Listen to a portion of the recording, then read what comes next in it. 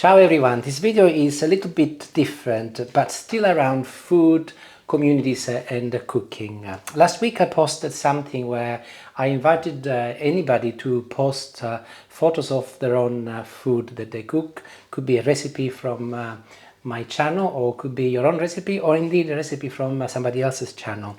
And the response was so overwhelming, but some of you have mentioned that you do not necessarily know how to do it. So you've invited me to produce a video and to show you how you can upload your own photo in the TortellinoTime community.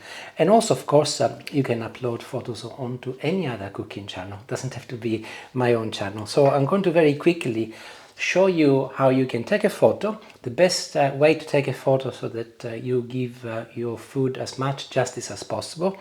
And then I'll show you how you can upload it on the TortellinoTime community page using your phone, and that could be any telephones that you of course have. So let's take the photo first, and I'm going to show you.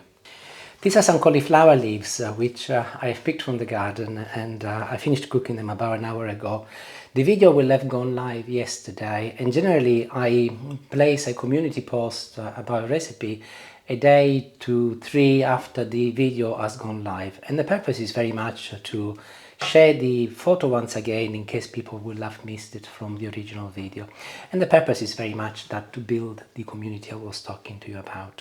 So as this is a setup which is mostly horizontal, I'm going to take my photo with my telephone in a horizontal mode like this.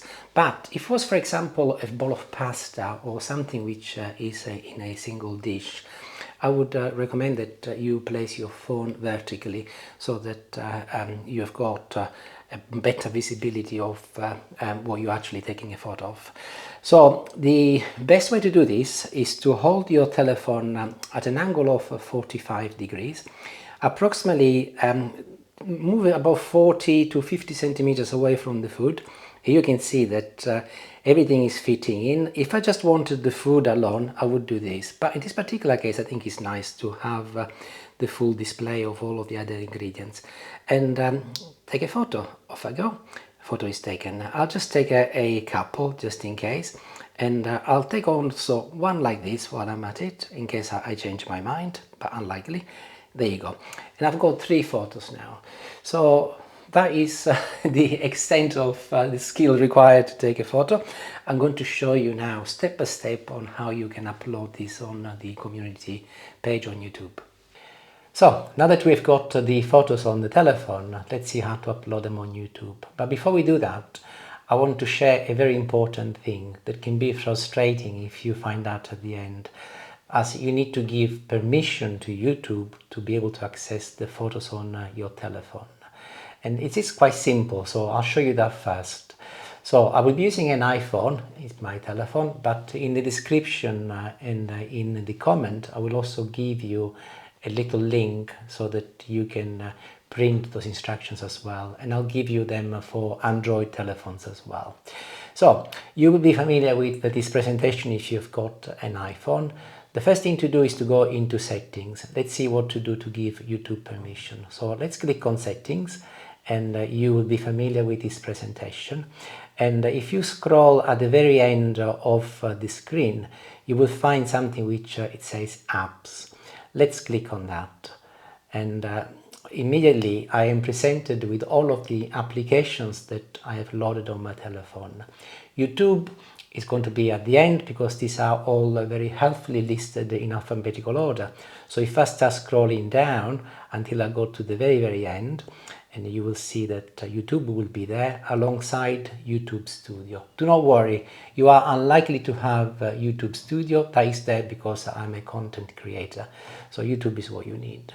So let's click on YouTube. There we go.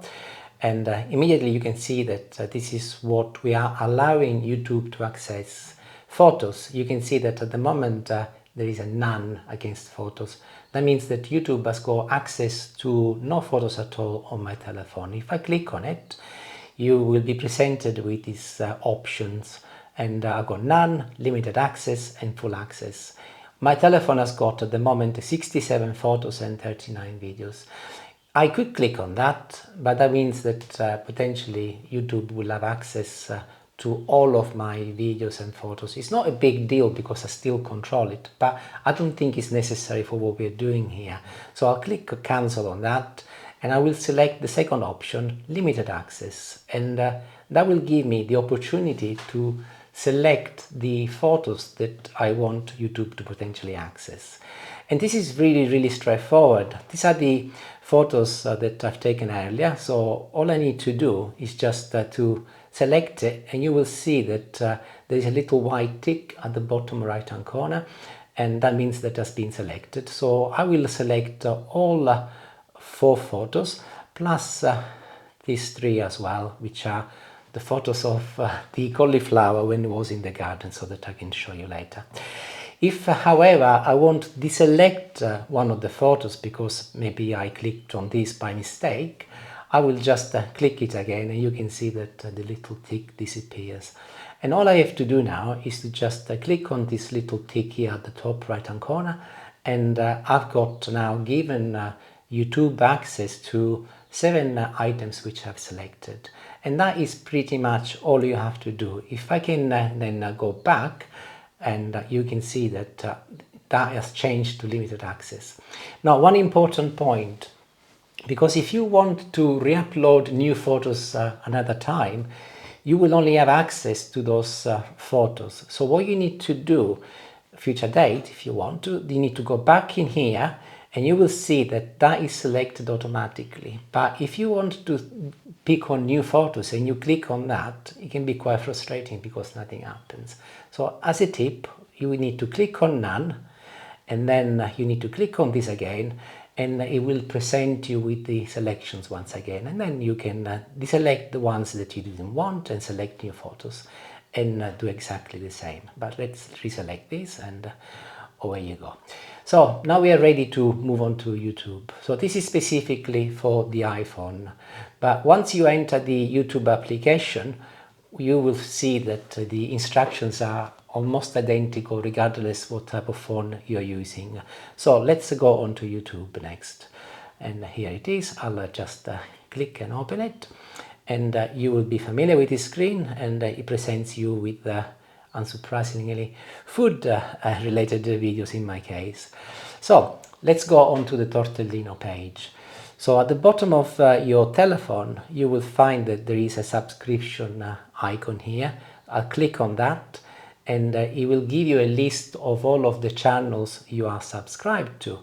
And you can see here on the top row is presenting me some of the channels that I use more frequently and look more frequently.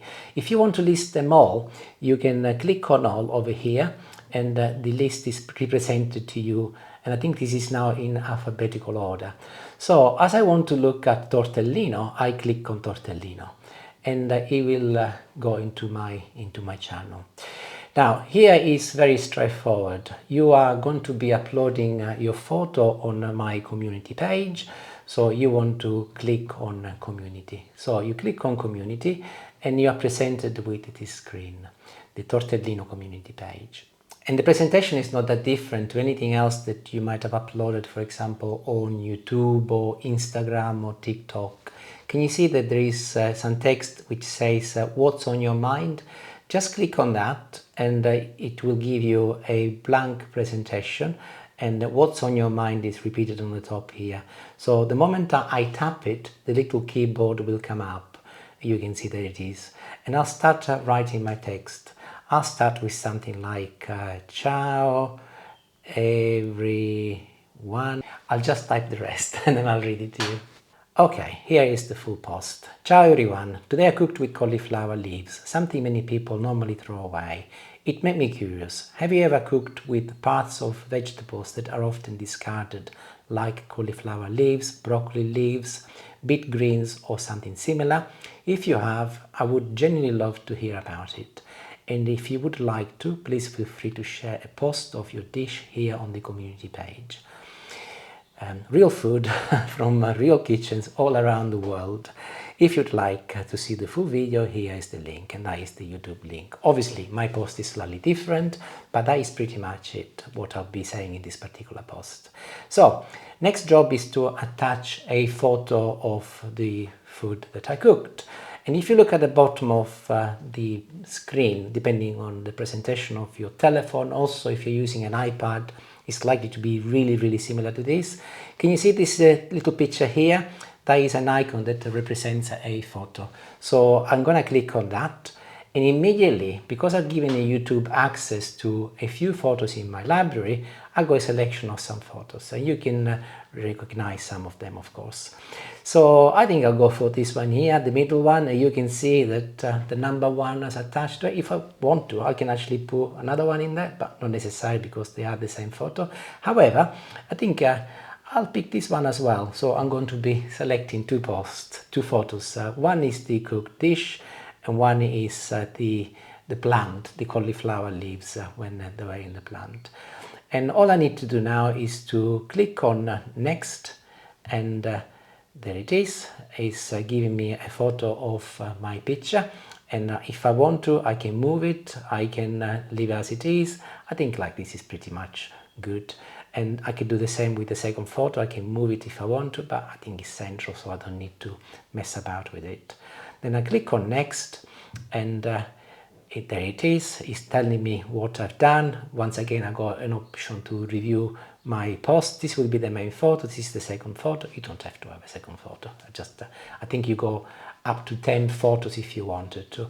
And then all I have to do now is to click on post, and it will immediately go live, and it's gone. And there it is. Look, it's already online. I've got 2 photos, and this is visible now all over the world. Isn't it wonderful, technology? So, not very difficult, but let's go back to the kitchen now. And I'm really looking forward to tackling to this later. Hopefully what I have set out is simple to follow and clear enough. But if you encounter any technical problems, just let me know. Drop me a line and I will respond and help you. The objective here is to create an inclusive community where everybody can feel safe to share their ideas, what they've cooked, and as I said, anything you like, and to build a community where we can have some fun and enjoyment. Thank you for watching, and let me know how you get on. Ciao, ciao.